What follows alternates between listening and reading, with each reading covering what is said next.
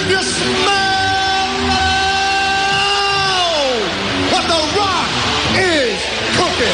WBCB presents Pro Wrestling Weekly. Tell me he didn't just say that. Call in with a question or comment at 215-949-3232 or 888-922-2149. The Tower of Power, too sweet to be sour, funky like a monkey, ooh yeah. And now, here's your host of Pro Wrestling Weekly, Fearon Derry. It doesn't matter what your name is. Really? Yeah! Hello and welcome to Pro Wrestling Weekly here on 1490 WBCB and online at WBCB1490.com. Did you miss me? It's been a couple of weeks. Thanks to some, No, Wild Bill Melody apparently didn't miss me. You so-and-so you. No. We are back, but only for a brief period, so we're getting kind of right into things. No opening clip this week because we're only on until 12:30 this week due to Phillies baseball. Man, if it weren't for bad luck, I'd have no luck at all.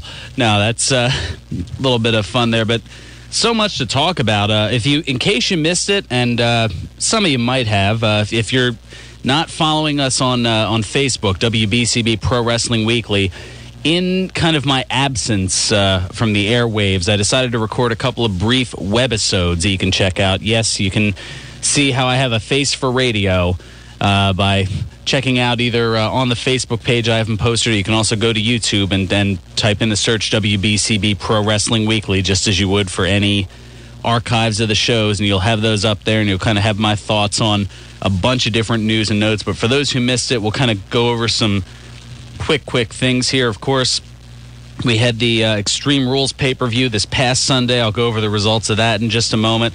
I actually got all but one of my picks right. I don't think I've ever had that happen before. Also, we have the review of Lockdown. I went over that a little bit. Of course, Hulk Hogan getting involved in Flyer Mania with the Flyers and Penguins series, which the Flyers ended up winning and need to do a little bit of work if they want to get past the Devils in the second round here. Some not so good news. There's certainly been a little bit of that as well. Buff Bagwell, he's definitely on the mend after rolling his Jeep several times, getting into an auto accident. He'd suffered a cracked neck in two places, broken bones in his face, a severely broken jaw, facial swelling.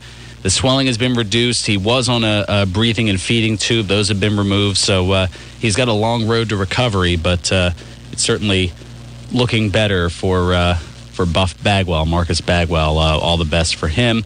In other news also from last week, WWE announcing that Rey Mysterio suspended for 60 days for a second violation of the wellness policy. Of course, Mysterio hasn't been around since injuring his knee back in September, and obviously having surgery. I believe it's surgery number 6 on the knee. So you have to question how much longer Rey Mysterio is going to be able to go, taking this much time to recover. And he's not exactly getting any younger. He'll be turning 40 at the end of this year.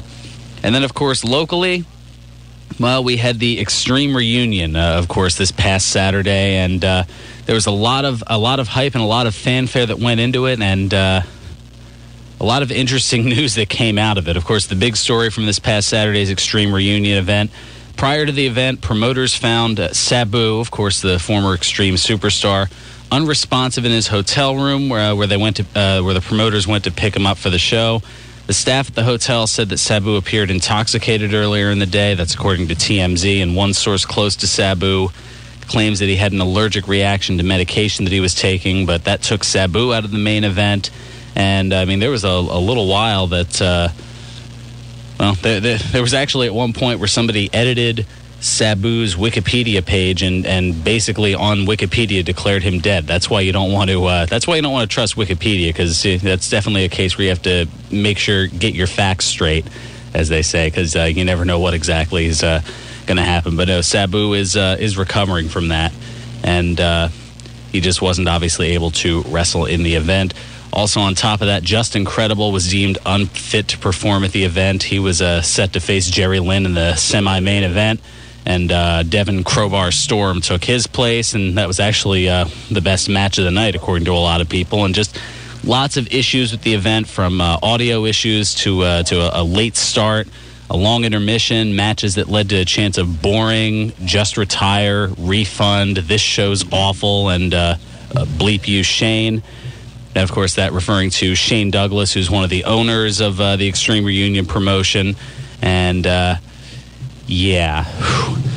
he went onto YouTube to apologize for the problems that occurred at the Extreme Reunion show, took full responsibility for the dark spots, and promised that, one, he would not wrestle for the company again, so I guess he could focus on managing and organizing the promotion, that they'll overhaul the talent roster due to the actions of some people.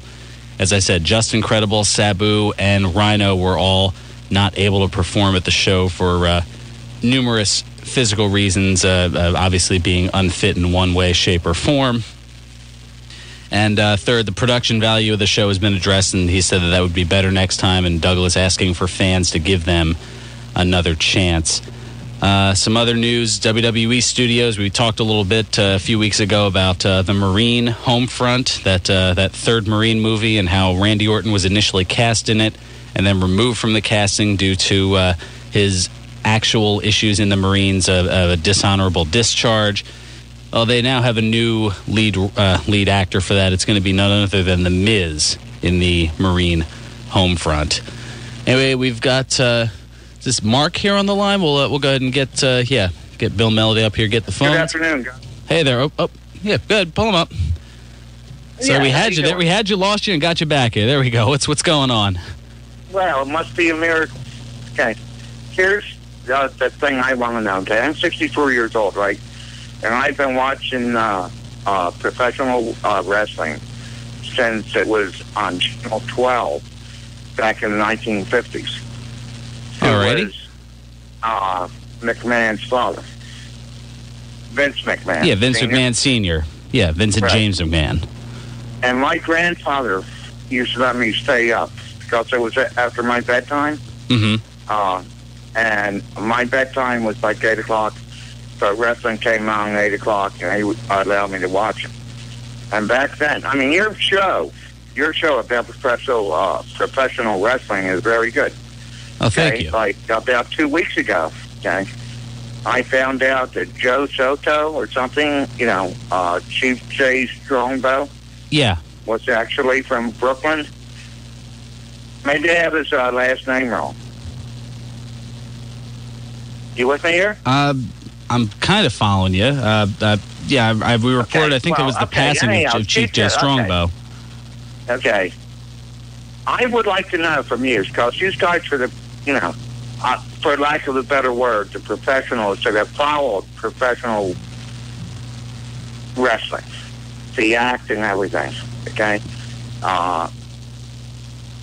Do you like the way it went, or would you rather be just like where they throw, like Dominic DiNucci and stuff, just threw, and Gorgeous George just keep it out of the ring, and then that bout was over?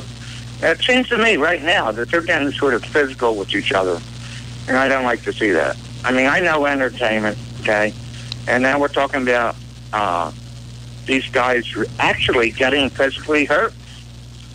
Well, that's been an issue throughout all sports, and thanks so much for the call, Mark. We got to head up against a break because we're kind of short on time here. I mean, the physicality, as far as brain damage, especially, has been addressed significantly within the last 5 years after everything that happened with Chris Benoit, and they have kind of taken a lot of the physicality, a lot of the unprotected chair shots and things of that nature out of it. And I mean, kind of a link to that. Speaking of brain issues, of course, looking into the NFL and the the late Junior Seau, of course, who had committed suicide this past week. It looks like the family has decided to donate his brain to be studied for concussion research.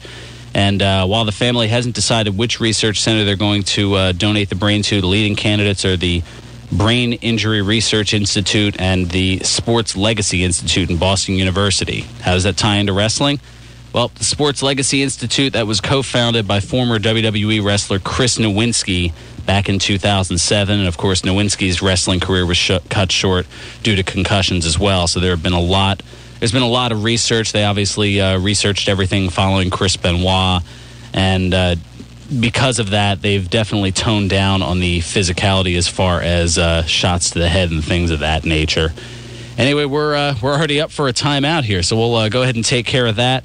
Got some more news and notes. I'll do a live today in wrestling history as didn't have time to record one because I didn't know what kind of time frame we'd have. So I'll quick go over a couple of notes from that, and we'll squeeze in another call of yours as well. We're only here until 12:30 today because of Phillies baseball. Let me give you the numbers: 215-949-3232 or toll free at 888-922-2149. Those are the ways to get to us here on an abbreviated Pro Wrestling Weekly here on 1490 WBCB and online at WBCB1490.com.